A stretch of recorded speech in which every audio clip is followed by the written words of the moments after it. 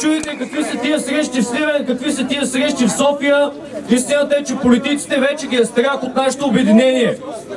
Страх ги, затова се опитват да ни разединят. Вчера на срещата в Сливен никой от присъстващите нямаше претенции да е представител на града си, защото никой не ни е упълномощил за това. Единствената цел на тези комитети е да организират протестите по градове и като цяло в страната. Защото само ако излезем силни и единни, както сега, тогава имаме възможност да променим нещо.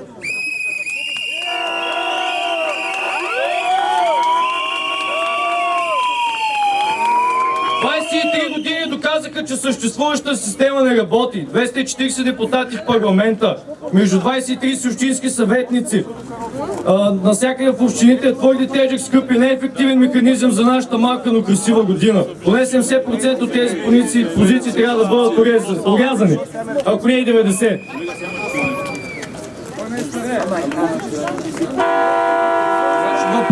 Въпросът сега не е на къде, а как. Защото, както виждате, се опитаха да ни излъжат, че когато правителството подаде оставка, ние сме победили. И сега кой ще изпълни исканията ни? Народното събрание ли, което президент иска да разпусне в сряда?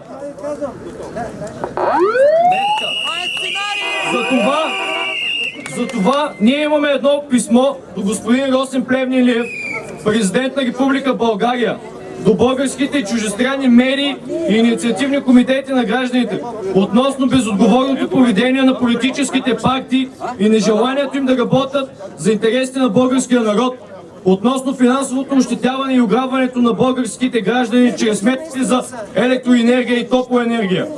Като български граждани настояваме за незабавни мерки, облегчаващи финансовото бреме, нарочно от монополите върху гражданите на Република България.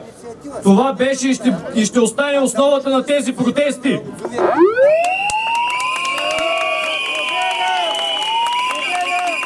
Настояваме за пълна прозрачност и ясни ангажименти от страна на президента по темите, които се дискутират. Настояваме да бъдат спазени нашите конституционни права, като член 4. Република България гарантира живота, достоинството и правата на личността, създава условия за свободното развитие на човека и гражданското общество. Член 1. Цялата държавна власт проистича от народа. Тя се осъществява от него непосредствено чрез органите, предвидени с тази конституция.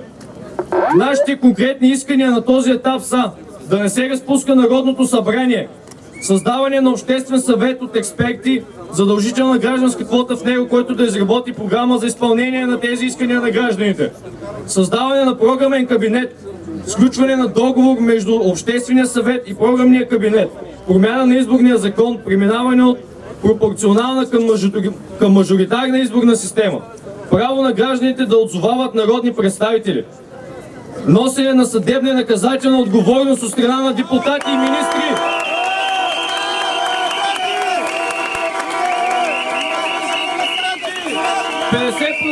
Граждански квоти във всички държавни и регулаторни органи, за да можем да реагираме бързо и адекватно, когато забележим ние гражданите нещо нередно или просто когато имаме добри идеи.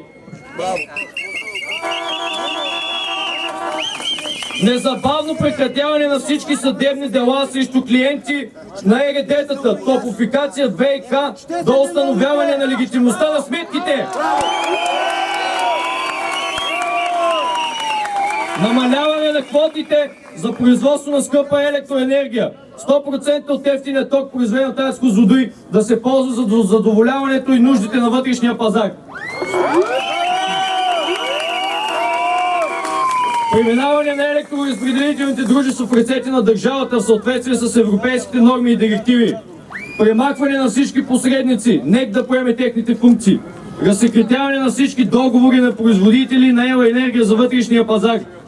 Разтрогване на договорите, ощетяващи държавата и българските граждани. Търсене на съдебна и наказателна отговорност за нанесени вреди на държавата от лицата, подписали съответните договори.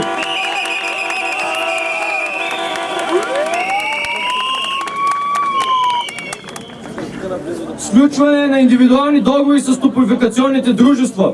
Всеки клиент на дружество с право да прекрати своя договор с едномесечно предизвестие. Индивидуален нулев уред за измерване на изразходваната топлоенергия в мегаватт часа, така че по всяко време да се знае колко е реалната консумация. Премахване на понятието прогнозно количество. Ежемесечно отчитане на реално изразходваната топлоенергия. Премахване на дружествата за топлинно счетоводство. Разтрогване на всички концесии, касаещи доставката на вода до гражданите на България. Държавата да поеме функциите на концесионните дружества. 24 февруари 2013 година.